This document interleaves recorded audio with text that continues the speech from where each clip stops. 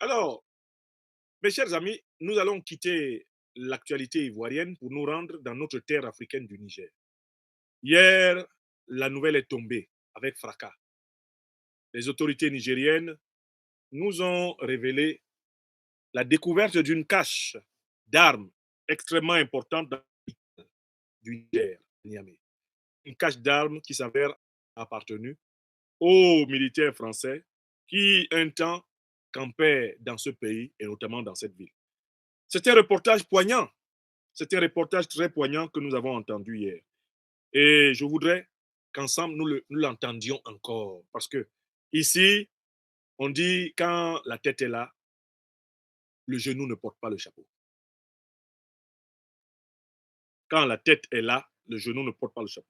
Il faut donner la parole ici aux autorités nigériennes qui elles-mêmes ont diffusé hier sur la chaîne Télé Sahel, la chaîne officielle, un reportage qui restitue le scandale. Donc allons là-bas. Communiqué.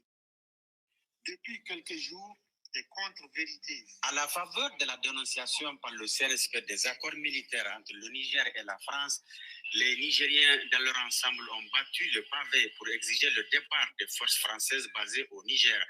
Quand ils ont assisté au départ du dernier militaire français, ils ont exprimé en toute légitimité leur joie et savourent encore leur victoire sur les forces d'occupation qui ont longtemps constitué un frein au développement économique et social du Niger. Les Nigériens ont dans la foulée vu plusieurs conteneurs de matériel convoyés vers le Tchad et des vols réguliers en direction de la France à partir de Niamey, laissant croire qu'ils sont partis avec la totalité de leur matériel. Logiquement, à partir de ce constat, personne ne peut imaginer que ces militaires français ont laissé sciemment derrière eux tout un arsenal de guerre en plein centre-ville de Niamey qui en dit long sur leur intention. Une intention exprimée d'ailleurs publiquement en son temps par un expert français en renseignement sur la chaîne LCI. Notre ambassadeur et notre contingent n'étant plus otages au Niger, en quelque sorte, dans cette position de Fort Alamo, nous aurons peut-être plus de latitude pour monter des opérations de déstabilisation, cette fois-ci plus clandestines. C'est dans cette même logique que l'ancien ambassadeur de France au Niger, Sylvain Ité, a déclaré lors de son audition à l'Assemblée nationale que la France dispose encore sur place au Niger des contacts avec lesquels elle continue à travailler. Nous suivons, grâce à nos contacts sur place, la politique intérieure nigérienne. C'est Ité qui parle. Donc d'alimenter nos autorités politiques en information sur la situation. En d'autres termes, même sans être à Niamey, nous exerçons activement notre activité et nos missions. Malgré ces déclarations qui expriment l'opinion ambiante en France, Macron et son gouvernement ont choisi la voie du déni. Mais la découverte de tous ces matériels militaires faits dans cette maison située au quartier Francophonie, extension Tchangaré, occupée par des instructeurs militaires français jusqu'à leur départ, bat en brèche ce déni et apporte une preuve supplémentaire de la mise en œuvre de cette stratégie de déstabilisation de notre pays. En effet, des perquisitions opérées les 19 et 20 février 2024 dans cette maison et dans les locaux du siège de Cap Sahel à Niamey par une équipe mixte de la gendarmerie, de la police scientifique et de la police judiciaire ont permis de faire une découverte qui donne froid au dos. Il s'agit d'un vrai centre d'opération militaire, en même temps une cache d'armes et de munitions.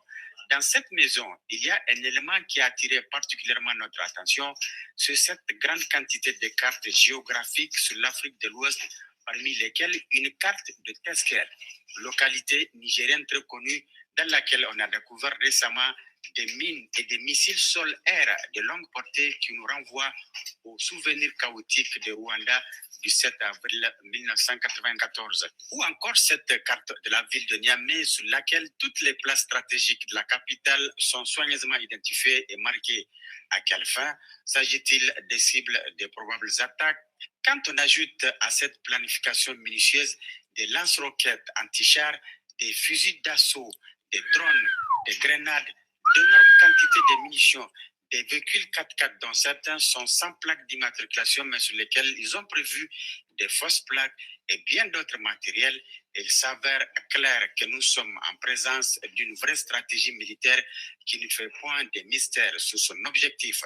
Cette stratégie de déstabilisation de notre pays repose sur une idéologie bizarre écrite en rouge sur ce tableau d'affichage dans leur salle d'opération qui dit ceci: la paix, on peut l'éviter. Alors pourquoi éviter cette paix quand on déclare la désirer à tout bout de champ? Ici, le mensonge est tellement gros qu'il n'est plus possible de le cacher. Mais quand on construit un partenariat sur du faux, il y a toujours un élément qui trahit le subconscient et le refoulé remonte à la surface pour révéler au grand jour le désir caché. Au stade actuel de nos rapports avec la France, il ne s'agit plus de désir caché, mais plutôt d'actions soigneusement planifiées pour semer le chaos à Niamey. Au regard de cette nouvelle tournure prise par nos rapports avec la puissance impérialiste, il revient au peuple nigérien de resserrer davantage ses liens avec le CNSP et d'être focus sur l'objectif ultime, la souveraineté totale du Niger. Il est donc impératif de rester dans la voie tracée par le Conseil national pour la sauvegarde de la patrie sous la conduite de son président, chef de l'État, le général de brigade Abdourahmane Tiani, pour atteindre un tel objectif. Voilà, merci. C'est un reportage de la télé officielle nigérienne, Télé Sahel. Alors, moi, il y a trois choses qui me frappent dans le reportage que je viens à nouveau d'écouter avec vous et de vous montrer. La première, c'est que c'est un reportage factuel. Les faits sont incontestables. Les images, la localisation de la villa, le contenu des armes qui ont été découvertes sont décrites minutieusement par le reportage. La deuxième chose qui me frappe, c'est le fait que cette dénonciation n'a pas fait, à ma connaissance, l'objet d'un démenti des autorités françaises. Jusqu'à ce jour. Je n'ai pas connaissance d'un démenti, à moins qu'il soit sorti entre-temps. La troisième chose qui me frappe, c'est que ce n'est pas la première déstabilisation dont la puissance française a été coupable en Afrique depuis les indépendances. Statistiquement, on parle d'une centaine de coups d'État et de tentatives de coups d'État organisés par les services français en Afrique, de 1960 à nos jours. Donc, il faut que les Africaines et les Africains prennent conscience du fait que tant que l'Afrique, dite francophone, entre guillemets, sera continuellement représentée comme un précaré ou une zone d'influence par l'élite politique française, il faudra s'attendre à des tentatives de déstabilisation comme celle-ci. Je recommence.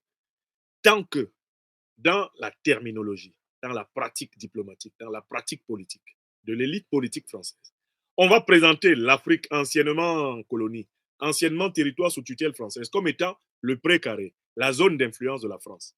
Et il faudra s'attendre concrètement sur le terrain à ce qu'il y ait toujours des tentatives de déstabilisation pour imposer à la tête des pays africains des dirigeants africains qui ne défendent pas les intérêts des peuples souverains, mais les intérêts de la puissance néocoloniale française. C'est-à-dire, il faudra s'attendre à la résistance de la France-Afrique. C'est ma première observation. Ma deuxième observation, dans mes conférences précédentes, j'avais indiqué aux Africaines et aux Africains de prendre très au sérieux le fait que pendant plus de 5 siècles, la puissance française s'est construite sur l'exploitation de l'Afrique. Les réserves de change de 15 pays africains ont été déclarées au budget français. Elles ont servi au développement de la France. L'économie française a vécu des intérêts, des avoirs africains, déclarés comme étant ses propres biens. Elle a pu exploiter gratuitement les matières premières africaines en produisant la monnaie creuse et vide du franc CFA en échange inégal de ces matières premières. Donc, en fait, il y a une très grande dépendance de la France envers l'Afrique. Monsieur Chirac, je vous entends toquer à la porte. D'où vient l'argent que nous avons en France? Pour que vous preniez conscience de cette dépendance et que la dépendance, ça crée la méchanceté. Monsieur Chirac, d'où vient l'argent que nous avons en France? Allez-y. On oublie seulement une chose, c'est qu'une grande partie de l'argent qui est dans notre porte-monnaie vient précisément de l'exploitation depuis des siècles de l'Afrique. Pas uniquement, mais beaucoup viennent de l'exploitation de l'Afrique. Alors, il faut avoir un petit peu de bon sens, je ne dis pas de générosité, de bon sens, de justice, pour rendre aux Africains, je dirais, ce qu'on leur a pris, d'autant que c'est nécessaire si l'on veut éviter les pires convulsions ou difficultés avec les conséquences politiques que ça comporte dans le prochain avenir. Très bien, M. Chirac. Vous pouvez retourner dans votre tombe. Tant qu'il y aura à la tête de la France une élite politique qui n'a pas été capable de concevoir la puissance française sans l'exploitation, sans le pillage de l'Afrique, il faudra que les Africaines et les Africains s'attendent à des actions subversives organisées par la puissance française en Afrique. C'est le principe de la relation franco-africaine depuis la traite négrière jusqu'à aujourd'hui. La relation politico-diplomatico-stratégique. Il faut que ce soit clair dans l'esprit des gens. Maintenant, j'en viens à ma 4e remarque. À la suite de cette révélation des autorités nigériennes, qui ne me surprend pas, puisque je fais partie de ceux qui ont toujours dit qu'il faut s'attendre à ça, n'est-ce pas? Ne me dites pas que vous êtes surpris. Hein. Ceux qui écoutent mes conférences savent que je vous avais dit que ça allait arriver. Oui ou non? Et cette cache d'armes est l'une des nombreuses. Il y en a d'autres qui seront révélées dans les prochains jours. Cette cache d'armes est l'une des nombreuses. Et il y a non seulement plusieurs caches d'armes, mais il y a certainement plusieurs commandos dormants qui sont en train d'être préparés, affinés, pour semer la chienlit au Niger. Si vous en doutez, eh bien, l'actualité viendra me confirmer encore. Nous sommes aujourd'hui encore le 23 février 2024. Le Niger, les autorités nigériennes vont découvrir de nouvelles caches d'armes. Elles vont même démanteler des commandos préconstitués pour les attaquer. J'ai dit et j'ai toujours ajouté que les terroristes vont bénéficier bientôt de l'aide technologique des drones militaires. Les terroristes vont perpétrer contre les armées de l'Alliance des États du Sahel des attaques aux drones militaires. Je l'ai dit et je le réitère. Ça ne va pas manquer. Vous viendrez ici confirmer. Selon mes analyses, on est en train de repenser le soutien et l'élévation du niveau technique des groupes terroristes parce qu'ils ont subi des défaites très sévères en raison de la supériorité aérienne, de la supériorité de renseignement et notamment de la capacité des drones militaires du Mali, du Burkina Faso et du Niger. Il faut savoir qu'en face, on est en train de doter des groupuscules terroristes de drones militaires et on est en train de les former à l'utilisation de ces drones pour attaquer les armées du Sahel, attaquer les populations sahéliennes. C'est un épisode que vous confirmerez dans les prochains jours. Mais je viens à ma dernière remarque sur ce sujet. Écoutez, soyons sérieux. Mais la puissance française appartient à une grande alliance militaire dont justement, j'étais en train de lire les œuvres de cette alliance. Dans les quelques livres que je vous ai montrés tout à l'heure, dans 2 des livres que je vous ai montrés tout à l'heure, je vous ai montré la grande alliance, la plus puissante alliance militaire qui est dans le monde. Et c'est à l'intérieur de cette alliance que la puissance française agit. C'est cette alliance-là. C'est l'OTAN. Alliance créée depuis 1949 et qui mène des opérations secrètes et des opérations ouvertes, notamment à partir des années 50. Quand elle mène des opérations secrètes, on les appelle les opérations en stay behind, c'est-à-dire ils restent derrière. Quand ils mènent des opérations ouvertes, je vous ai lu les opérations qu'ils ont menées ouvertement, au mépris du droit international, n'est-ce pas? Okay. Quelle est la grande puissance? Quelle est la grande puissance qui commande à l'OTAN? Vous connaissez la grande puissance qui commande à l'OTAN, non? Écrivez son nom. Quelle est la grande puissance? Qui est le patron de l'OTAN? Ce n'est pas le secrétaire général. Alors, par habitude, comme le rappelle le chercheur Daniel Ganser, Daniel Ganser rappelle qu'il y a une apparence dans l'organisation de l'OTAN qui trompe souvent l'attention des gens. C'est que le secrétaire général de l'OTAN est toujours un ressortissant européen. Par exemple, là, c'est M. Stoltenberg. Mais ce qu'on ne sait pas, c'est que le commandant militaire de l'OTAN est la véritable autorité de l'OTAN. Et c'est toujours un Américain. D'accord? Le commandant militaire de l'OTAN ne parle pas trop, mais c'est lui qui détient la force. C'est lui qui fait, en réalité, la pluie et le beau temps. Alors que le secrétaire général, lui, c'est un figurant. Donc, à l'Europe a été attribuée la figuration dans cette alliance, alors que les États-Unis gardent la puissance, la force. Le commandant, eh bien, en chef de l'OTAN est systématiquement un Américain. Par ce critère simple, vous savez que l'OTAN est une organisation, c'est une alliance militaire occidentale dominée par les États-Unis. Toutes les autres puissances occidentales à l'intérieur de l'OTAN sont des puissances vassales. C'est un peu comme ça que Alassane Ouattara se comporte envers le Bénin, le Togo, le Ghana. Il voulait se comporter comme ça avec le Nigeria quand Tinubu l'a dribblé. C'est comme ça qu'il se comporte avec la Guinée-Bissau et le Sénégal. D'ailleurs, Ouattara l'a dit, I think I would have been an emperor. Ouattara se dit, au-dessus de moi, il y a les Français. Au-dessus des Français, il y a les Américains. Mais moi, j'ai en bas de moi les dirigeants togolais, sénégalais, béninois. Il pensait que Tinubu était en bas de lui jusqu'à ce que Tinubu le dribble et lui coupe le téléphone pendant plus d'1 mois. En bas de moi, il y a Mbalo, le Bissau guinéen. Et il croyait qu'en bas de lui, il y aurait les présidents Assimi Goïta, Ibrahim Traoré et Abdourahmane Tiani. Ils lui ont dit non, on n'est pas en bas de toi. Nous sommes AES, Alliance des États du Sahel. Je reviens à l'OTAN. Est-ce que tout le monde a bien noté que la puissance dominante de l'OTAN, ce sont les États-Unis? Mais on vient de découvrir une cache d'armes qui a été laissée par la puissance française au Niger, n'est-ce pas?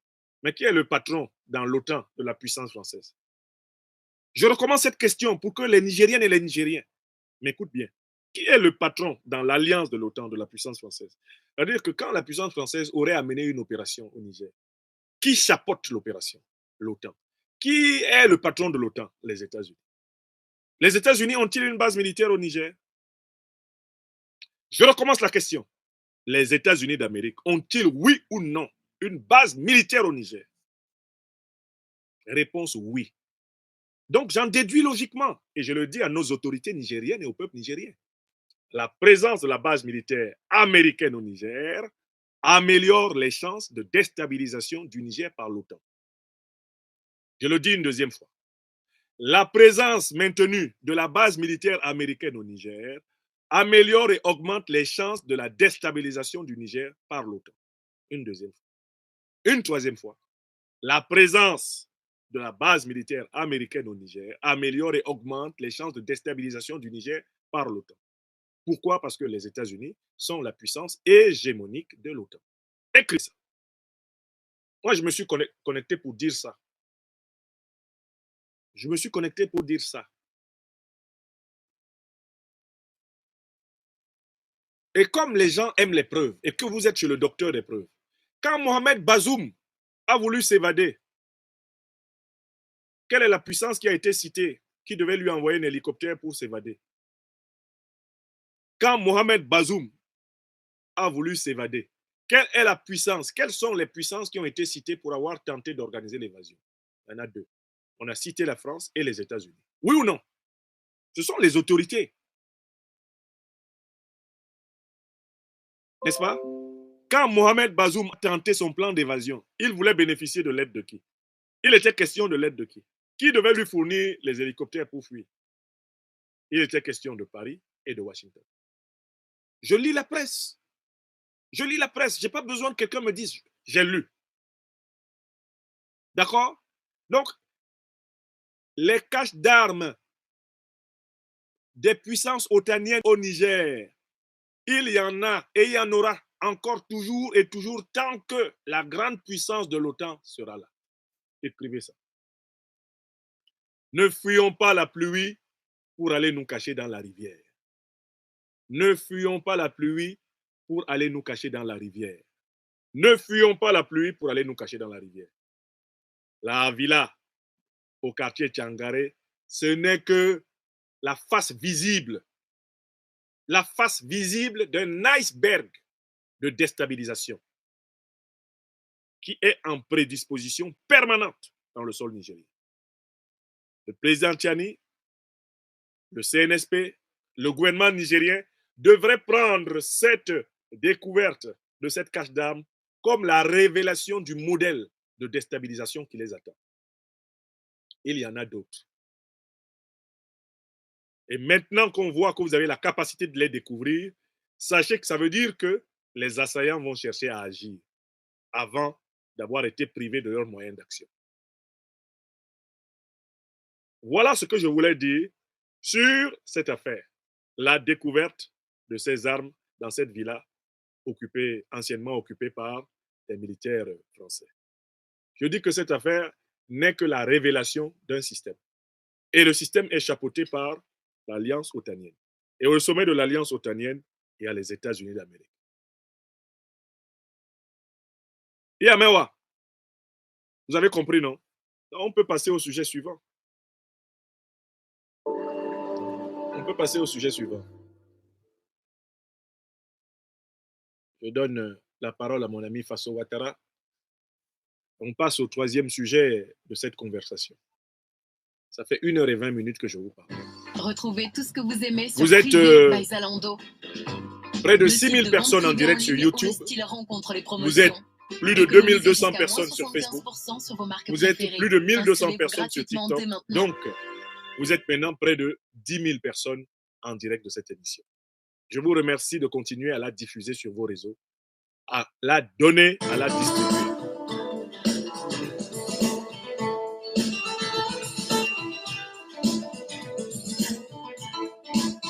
Très bien, donc nous avons conclu le point Niger en disant que le retrait de la base militaire américaine au Niger est une urgence. C'est une urgence tactique et stratégique pour le gouvernement nigérien, pour le CNSP, pour le peuple nigérien. Contrairement aux apparences, il ne faut pas attendre. C'est une urgence.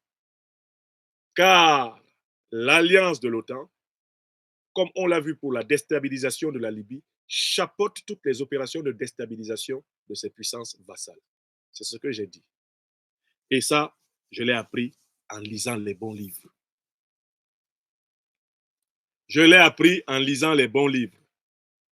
Je m'en vais chercher le savoir pour le donner au peuple africain. Je sais comment ils font. J'ai appris, j'apprends ça. Quand je n'en sais pas assez, je me renseigne, je m'assois, j'apprends encore. Est-ce que c'est clair? Voilà. Maintenant, passons au troisième sujet que j'ai retenu pour cette émission. Je voudrais parler d'une visite particulière. Une visite particulière qui a eu lieu au Burkina Faso cette semaine. C'est l'arrivée d'un oiseau de mauvais augure, un individu hautement suspect, le responsable de la faillite économique du Ghana, un certain monsieur Nana Akufo-Addo. Nana Akufo-Addo, sans doute dans le cadre des soi-disant médiations de la CEDEAO, s'est exprimé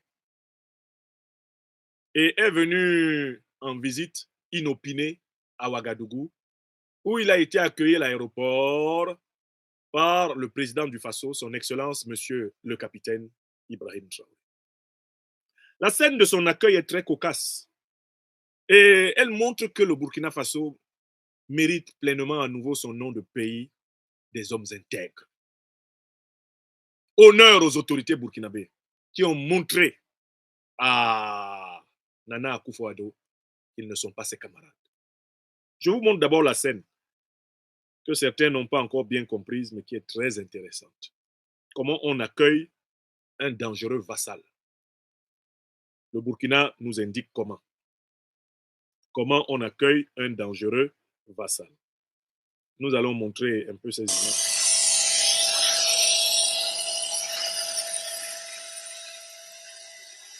Personne ne veut le saluer. Il veut tendre la main, les gens gardent les mains collées à leur corps.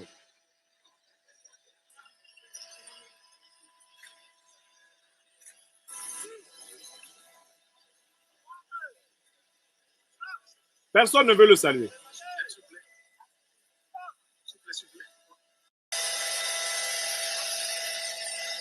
Le président Traoré le touche de l'extérieur de la main comme ça, c'est tout.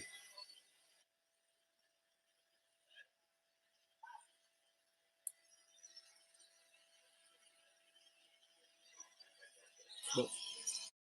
Quelle est la symbolique de ce refus du contact physique avec Nana Akufo-Addo. Notre tradition africaine est une tradition qui, bien sûr, on sait que nous sommes dans la période des grandes pandémies, le Covid a circulé, les grippes, etc. Mais dans notre tradition africaine, un hôte est quelqu'un que l'on prend dans ses bras. Un hôte que l'on attend. Un hôte qu'on accueille avec bienveillance, qu'on accueille à cœur ouvert est quelqu'un qu'on prend dans ses bras. Et vous avez assisté à d'autres accueils dans cet aéroport. Le président Traoré a serré des mains. Le président Traoré a fait, comme on dit, des saluts de tête. Le président Traoré a fait des accolades, y compris même à des civils qui viennent lui rendre visite au palais. Il a serré des mains. Quand il est en déplacement à l'intérieur du Burkina Faso, il serre beaucoup de mains. Il porte des bébés. Il s'assoit dans des familles. Le président Traoré est un homme de contact. Le contact. Quelle est la symbolique de ce refus de toucher Nana Akufo-Addo? C'est une symbolique triple. Et il faut que les Africains notent ça. Nana Akufo-Addo, quand il voulait mendier l'argent de la Banque mondiale et du Fonds monétaire international, était allé comme un négrier noir à Washington. Et là-bas, il avait cru vendre le peuple burkinabé en pâture à l'OTAN en échange de l'aide financière supplémentaire du FMI, de la Banque mondiale et des États-Unis. Il était allé là-bas, publiquement accuser le Burkina Faso de s'être livré à la société de sécurité privée Wagner. Nana Akufo-Addo, ce bout d'homme que vous avez vu là, il est allé aux États-Unis demander que le Burkina Faso soit puni parce que le Burkina Faso aurait accueilli des Russes. C'est ce qu'il a fait. Il ne l'a pas fait dans une lettre secrète. Il ne l'a pas fait dans une réunion privée, confidentielle, qui aurait été révélée par la presse d'intelligence. Non, il l'a fait publiquement, en mondovision. Il a appelé les grandes puissances occidentales à punir le Burkina Faso au motif que le Burkina Faso se serait rapproché de la Russie. C'est ce qu'il a fait. Sur place, Nana Akufo-Addo a été sanctionné car il est reparti des États-Unis bredouille. Ça se passait au mois de décembre 2022. Décembre 2022, je n'ai pas oublié. Quand il est rentré des États-Unis, le Ghana est tombé en faillite. Le Ghana s'est retrouvé dans l'incapacité de payer sa dette intérieure et sa dette extérieure. Au point que Nana Akufo-Addo a été obligé d'aller nationaliser, d'aller littéralement mettre sous séquestre une partie de la production d'or du Ghana.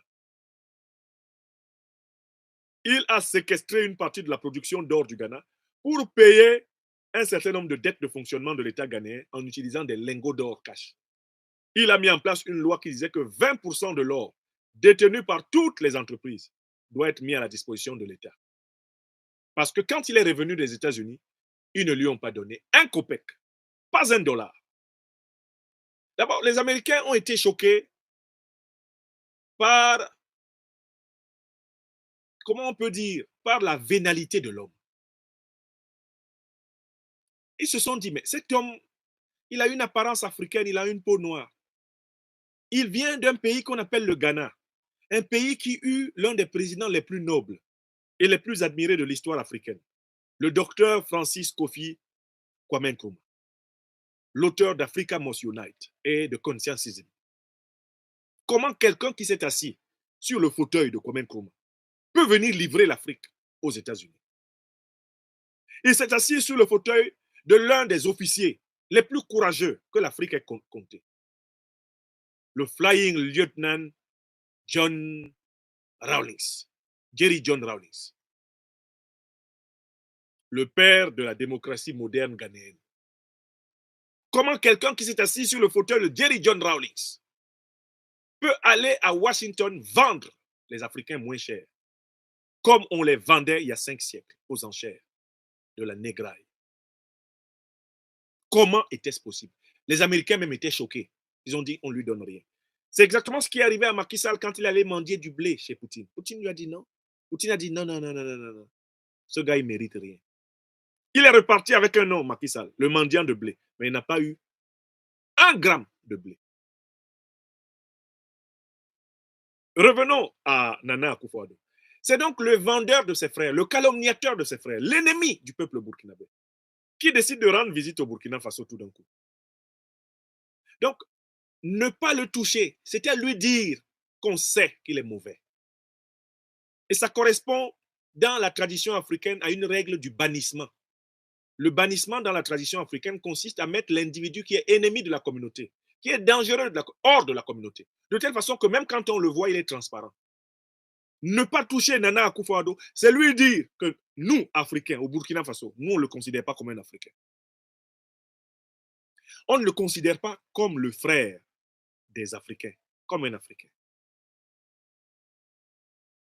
Parce qu'il a posé un acte anti-africain.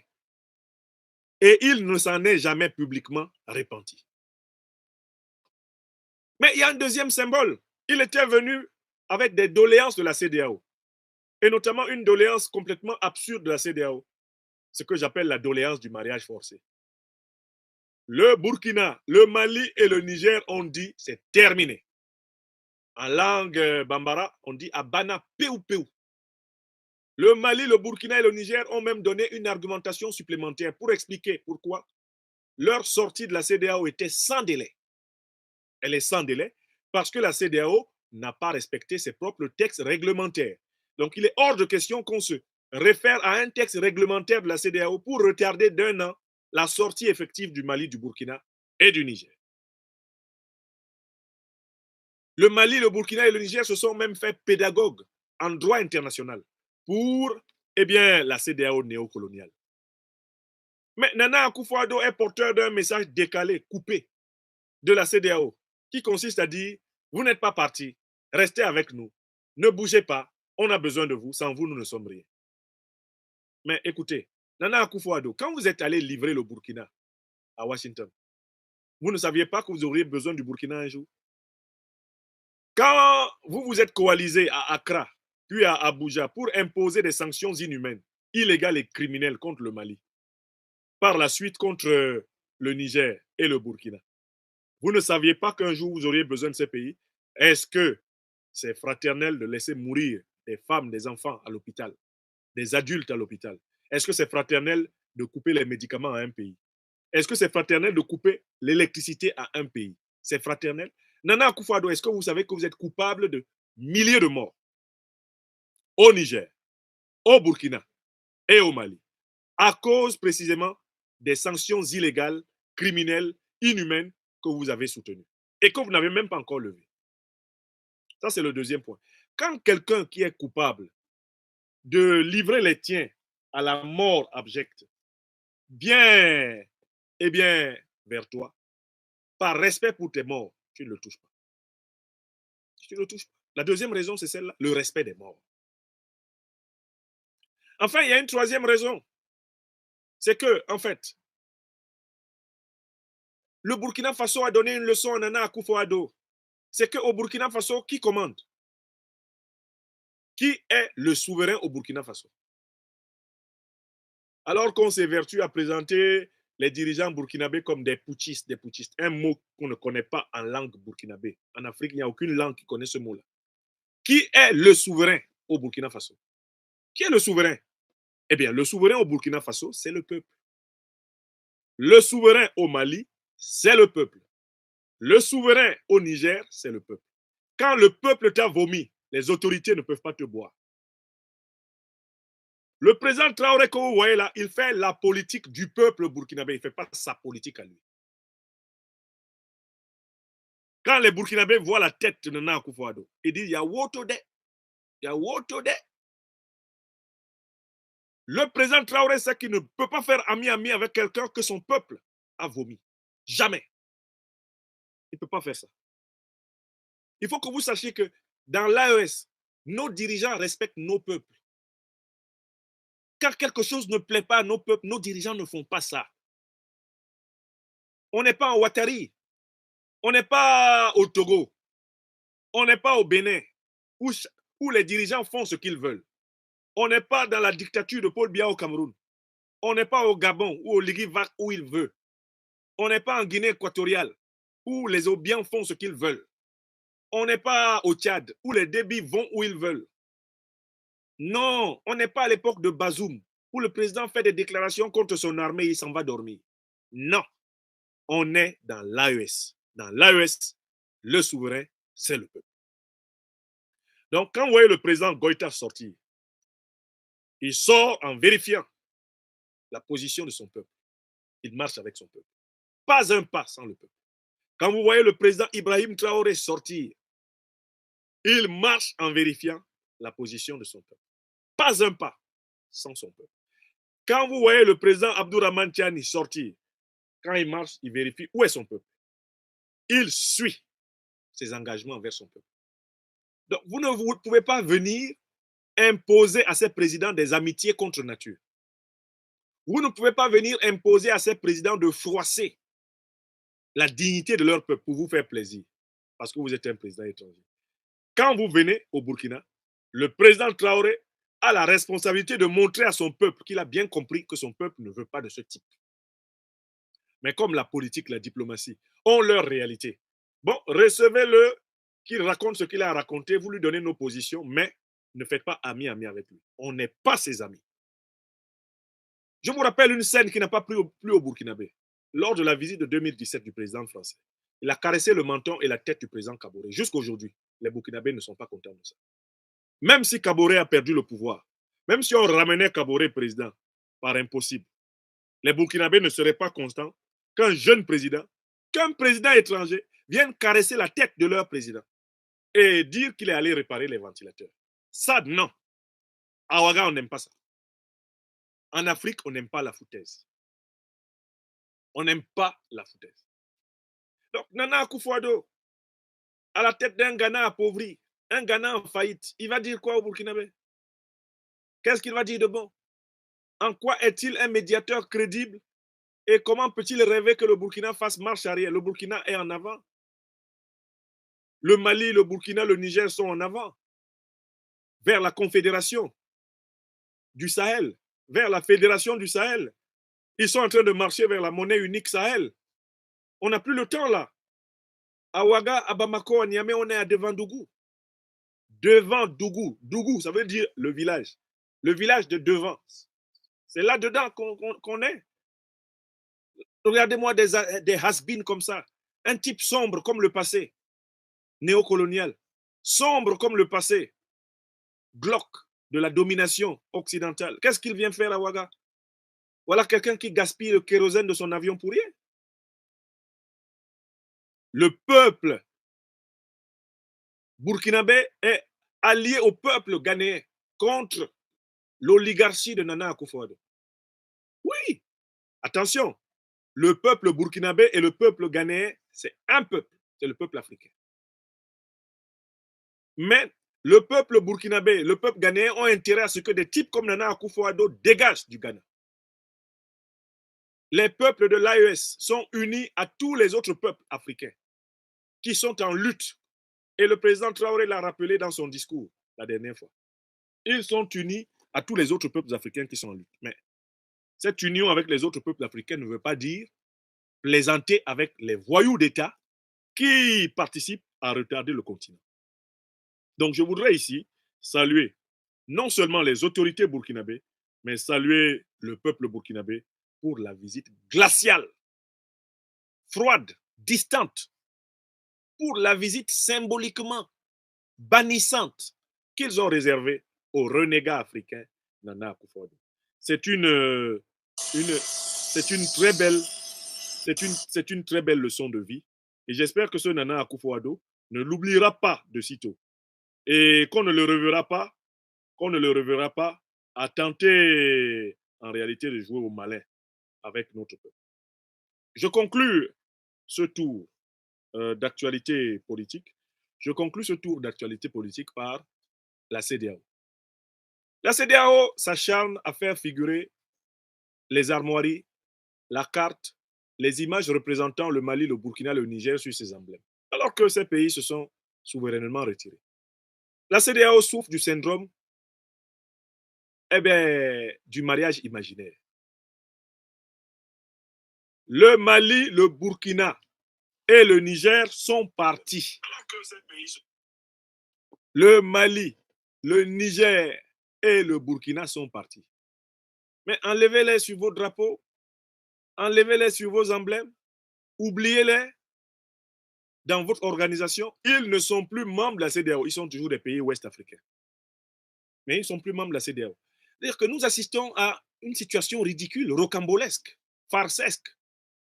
3 pays se retirent souverainement d'une organisation et l'organisation continue à faire comme si ces pays en étaient toujours membres. C'est un peu comme un divorce qui est proclamé. Et puis il y a l'une des parties qui dort dans un lit où le conjoint n'est plus, mais qui continue à embrasser les oreillers, comme si c'était le conjoint. Depuis quand les oreillers peuvent remplacer ton mari ou ta femme? Depuis quand? La CEDEAO, c'est un conjoint qui embrasse les oreillers en pensant que c'est son conjoint qui est là. C'est fini. Mais secouez les dirigeants de la CEDEAO. Dites-leur que c'est fini. Abana peu. Dites-leur ça dans toutes les langues. Écrivez ça sous la vidéo. Je dis ça dans les langues que je connais. CEDEAO, Abana peu de.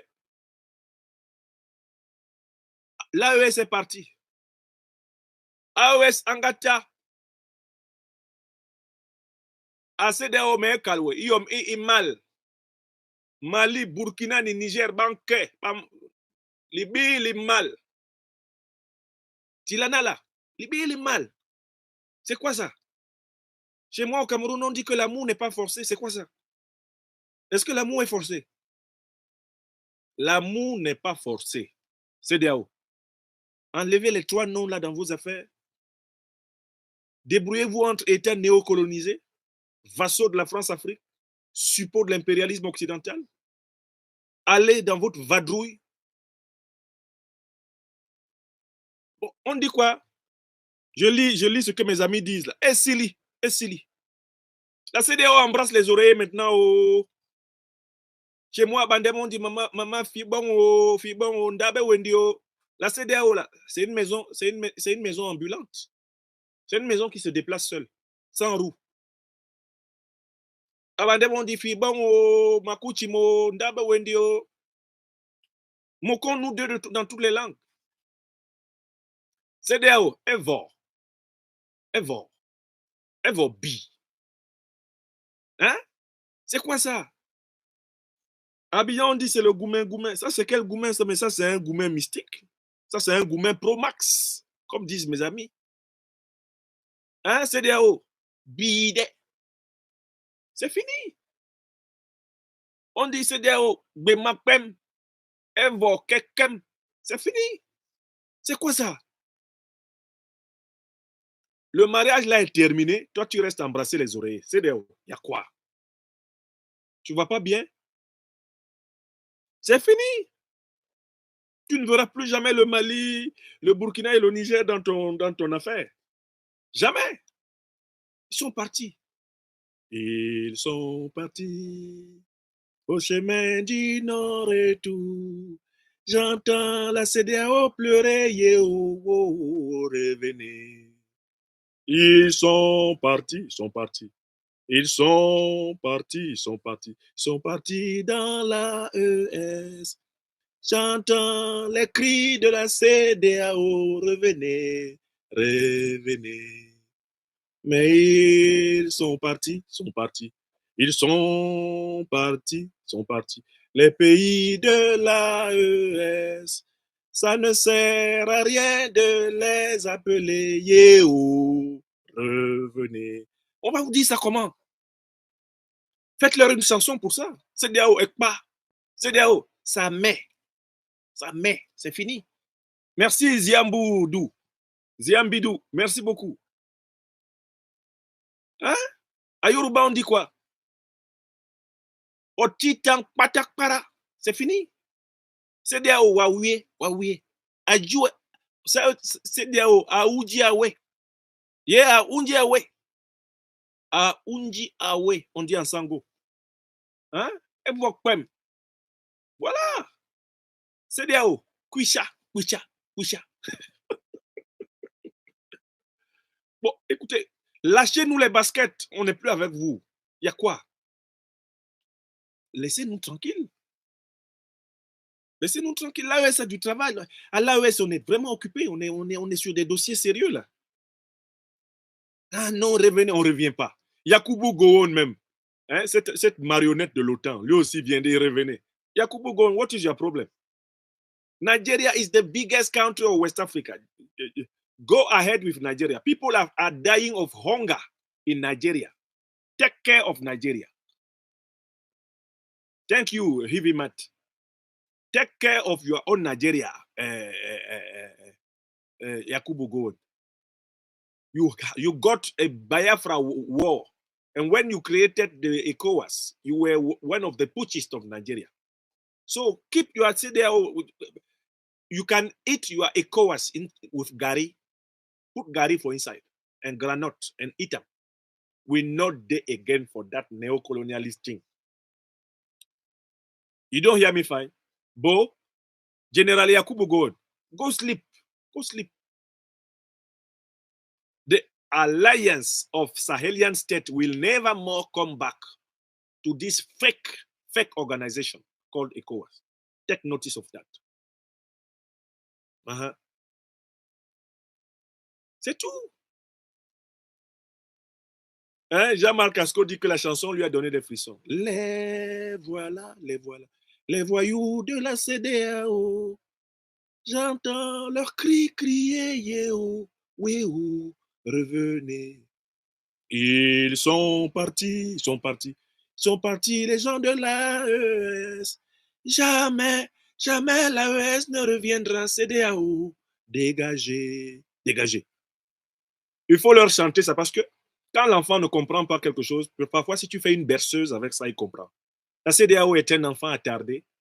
C'est une organisation d'enfants régressifs et qui ont besoin de berceuses pour comprendre que Evobi, les billes, les mal, Macabouman belle, c'est fini. CEDEAO, waouh, oui, c'est fini. Bon, voilà. Vraiment, si vous rencontrez des gens de CEDEAO, dites-leur dans toutes les langues que c'est fini. The game is over. Game over. C'est tout. C'est quel gourmet qui ne finit pas ça? Depuis le 28 janvier. On va arriver bientôt au 28 février. Vous êtes toujours en train de couiner. Vous piaillez. Vous rouspétez. Mais pourtant, nous, on ne s'occupe plus de vous. Qu'est-ce que la CEDEAO a réalisé depuis que le Mali, le Burkina et le Niger sont partis? Rien. Elle passe son temps à supplier. Revenez. Non, mais écoutez, vous ne pouvez pas remplacer votre conjoint par un oreiller, dis donc. Vous avez déjà vu ça où? Passo, mets la musique, on va aller en week-end.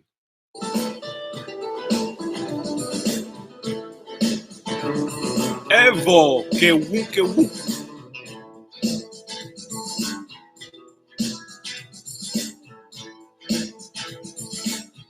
Emmanuela et Civic Petsou, Patricia Dico, GPS toujours. Otita.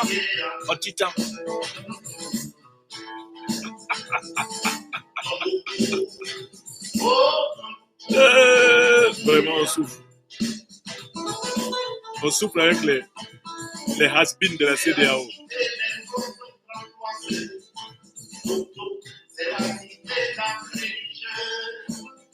Tombouctou.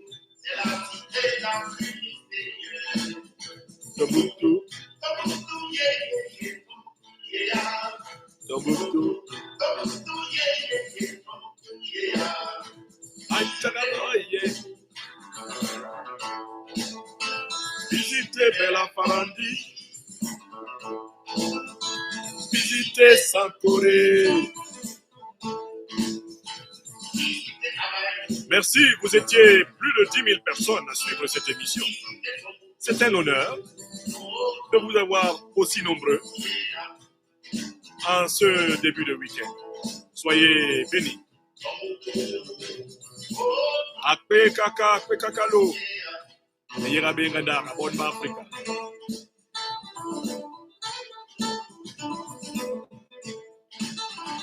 Visitez Tombouctou. Antara Boye. Antara Rogue. Visitez Bella Farandi. Visitez Sankoré. Visitez Amaradjougou. Visiter Tombouctou. Oh, Tombouctou. Yeah. C'est mon ami personnel, Faso Ouattara. C'est lui qui joue à la guitare comme ça. C'est le maestro Faso Ouattara. Sois béni, mon cher Faso. Un bon Ouattara. Rien à voir avec l'autre. Le preneur d'otages. Lassini. Tombouctou. Tombouctou. Tombouctou. Tombouctou.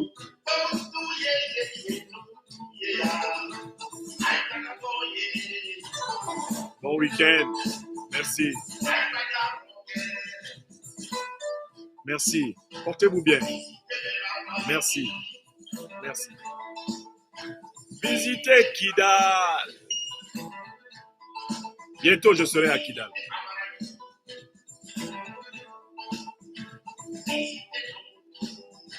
Oh, Tombouctou, yeah. Tombouctou, oh, Tombouctou, yeah. À bientôt, mes chers amis. Merci à celles et ceux qui continuent à prendre des abonnements sur notre chaîne YouTube et sur notre chaîne Facebook et notre chaîne TikTok. Merci. À celles et ceux qui ont pensé à partager ce programme. Merci. À bientôt. À demain. Au revoir. Portez-vous bien, mes chers amis. Au revoir. Merci d'avoir regardé jusqu'à la fin. Abonnez-vous et cliquez sur la cloche de notification.